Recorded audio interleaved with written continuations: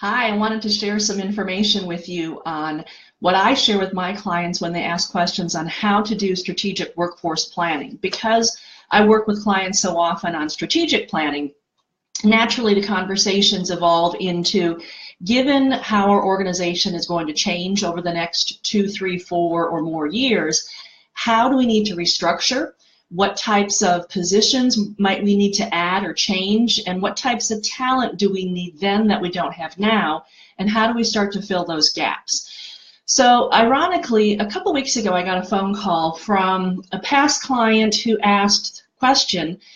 She said, Liz, I've been tasked with creating a strategic workforce plan for my company, and I'm not sure how to do this to get the leadership team to buy in to help me with this project. And when she asked the question, it was a great question, because it's not that she didn't know how to do a strategic workforce plan. The question was, how does she get the leadership team to buy in and help her? Because this plan is not an HR plan. This plan is a leadership team plan that the HR manager or CHRO will simply lead and be the project manager of. But that person can't do it alone. It's a leadership team project. So what I wanted to share with you is basically an article I wrote following that conversation with her, so that you might be of a need in a situation that you have to create a workforce plan, or maybe you have a client or a colleague that has this issue. So I hope the information is going to be helpful to you.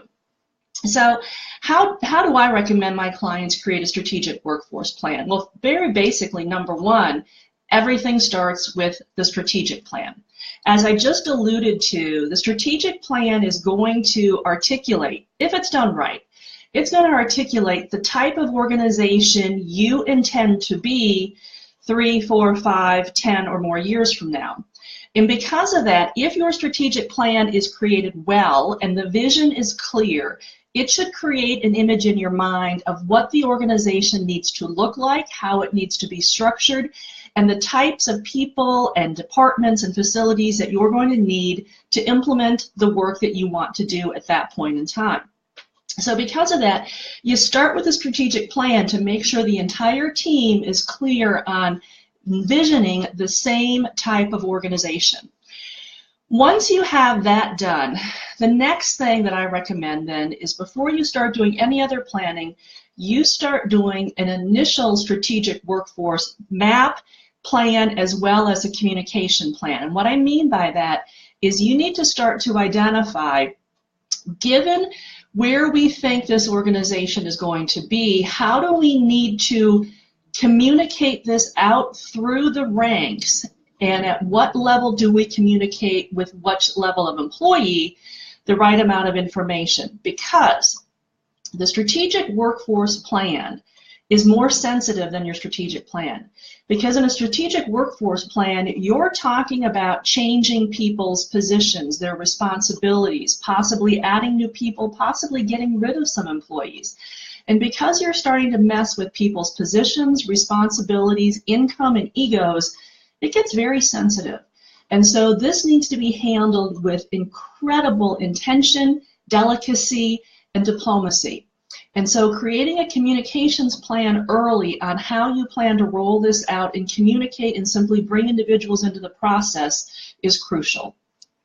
The next thing I recommend then is, as you start to identify, okay, now we need to actually start working on a plan, start with your executive team first. Keep the group small. The reason being, the executive team should be well aware of what's in the strategic plan, knowledgeable about what's in it, so they're able to work in helping to create the initial framework of what a strategic workforce plan might include. How might the organization be restructured?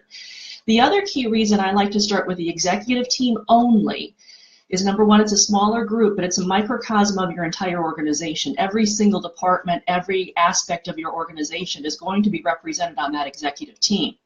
Because of that, you're going to get early input on where you may have the biggest resistance and some of the biggest concerns, and how the organization is going to be restructured going forward. So this is a great opportunity to get some baseline information of where you're going to meet resistance, where you're going to have support as you start to roll out more of the plan and bring others into the planning process.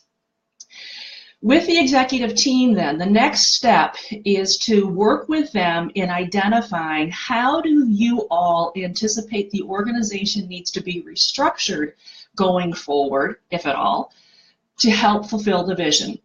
And here's where you're basically doing new organizational mapping. This again helps to determine where you might streamline processes, where you're going to add new departments, new divisions, new facilities, take some away. Are you going to add new products or service lines? How are you going to adjust internal procedures, reporting hierarchies, those types of things? So again, now we start getting into a level of more intimacy with how current employees might be doing their jobs and what future employees might need to be added and what talent might need to be added going forward.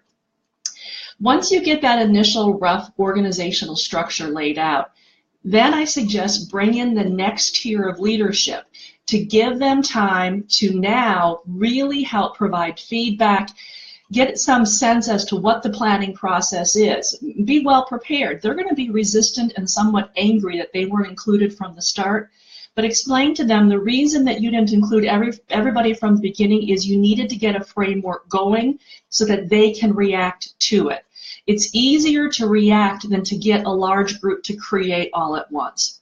So now you have the next tier of leaders involved, and their job is to help you look at the proposed organizational structure and identify from their perspective, because they're one step closer to the front line and the customers, how this new organizational structure might really work or it might not work and what concerns they have. As you start looking at that, then it becomes clearer when you see the restructure what types of additional talent or positions or changes in skill sets do you need to start planning for now, so that as you need them, you will have them in reserve.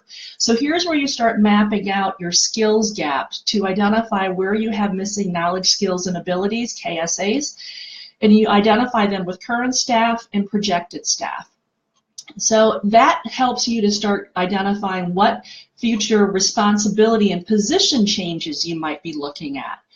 So once you start mapping out then the changes in knowledge, skills, and abilities, it starts providing feeder information to you if you are responsible for coordinating in HR or with the HR team, what the different position responsibilities and descriptions might look like going forward. And here's where you can start creating new position responsibilities for those positions you don't already have within your organization. Another thing to start thinking about here is this is also a good time to identify how might we need to change our performance management process. So as our organization goes forward and we're bringing in new talent and new responsibilities and new positions, do we need to revamp or refine the current way that we provide feedback to our employees on how they're performing and helping us move towards our vision? I just worked with a client group on Wednesday of this week, and it was a key aspect of our leadership retreat with them is your current performance review process actually helping you move your employees and your culture forward in the way you want it to do?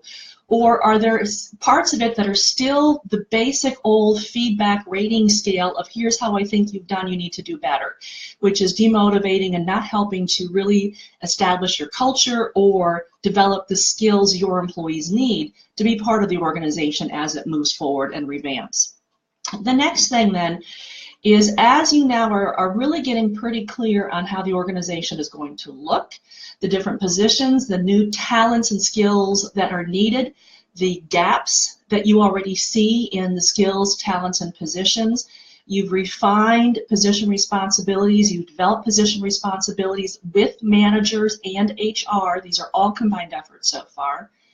Now it's time to really sit back and say, if we're looking at possibly losing some employees through this process intentionally, how do we start now laying out a transition plan to help transition these individuals out as smoothly, seamlessly, and respectfully as possible? This also is an activity that must be done jointly with HR and the leadership team, because this will affect deeply the employees that the managers are responsible for supporting every day. The next step then is to create individual development plans with all employees, and I did say all employees, from frontline newest hire to the CEO. Every single employee should be on an individual development plan. It's not punitive, it's not that they're doing something wrong, but these IDPs help create a culture that it is a learning culture, and every single person in the organization learns and changes and is developing skills every day to help push the organization forward towards its vision. No one is exempt from learning every single day. And the IDPs, again, are created with the managers and the employees with HR supporting them. HR doesn't do this. It supports the managers and employees in creating the IDPs. The HR person is responsible for helping the managers and the employees identify what they might want to include in the IDPs to really make sure that they're focusing on helping every employee develop the right KSAs, the right skill sets, the right knowledge, the right abilities to help each employee move forward to most competently fulfill the positions they're doing now and the positions they believe they want to pursue going forward. It's all a joint effort. Then the next area is to develop a recruitment plan with HR, again, leading the charge on this, but working with the management team to ensure that how they're sequencing out their searches is effective and timely for what the management team needs and when they need the new talent to get things done. The next step then is to develop the training and development plans that HR, again, will coordinate to identify with the managers what is the priority in training and what types of format in training, learning, and skill development is going to help them help their employees gain the skills needed most effectively, most efficiently, and most quickly. Now, the key thing here is every one of these plans needs to be fluid and needs to be flexible. If it's not fluid, it's not flexible, it's not going to work. The key is to really keep the way that you build these plans, the tools that you use, whether it's a basic spreadsheet or an online cloud-based system, as easy to update as possible. Because one little change in the organization's strategic plan can have a ripple effect through every one of these other plans. It's also important that if these plans aren't flexible and easily adaptable, it's difficult to keep the entire leadership team apprised of what's happening as you are helping them support their employees drive forward to get the skills that they need to do the jobs that are needed. So it's really important to make sure these plans are fluid and flexible. And then finally, the way to really engage the leadership team on a consistent basis is to keep them informed on a regular basis as to what is happening with the workforce strategic plan and all of the other plans that you have identified and coordinated with them on. How are they doing? How are they moving forward? Where have you hit a glitch in one of them? Where has an adjustment needed to be made? Now, you're not going to inundate them with over-communication, but you need to be strategic in what you communicate with the leadership team and when, so they're never surprised in knowing that they're not going to have employees when they need them, or the employees aren't going to have the skill sets they need when they need them. So a key aspect of strategic workforce planning is being strategic in how you communicate with the leadership team, how they help you, how you help them, and how together you can help your employees gain the skills they need now, and that will help them be even more productive and effective in how they work with you going forward. So I hope this has been helpful on how you create a strategic workforce plan. It's a series of steps. If you have any questions on this information in this blog is posted, this article is posted on my blog. It's called Strategic Workforce Planning, Build Depth and Develop Talent. Thank you.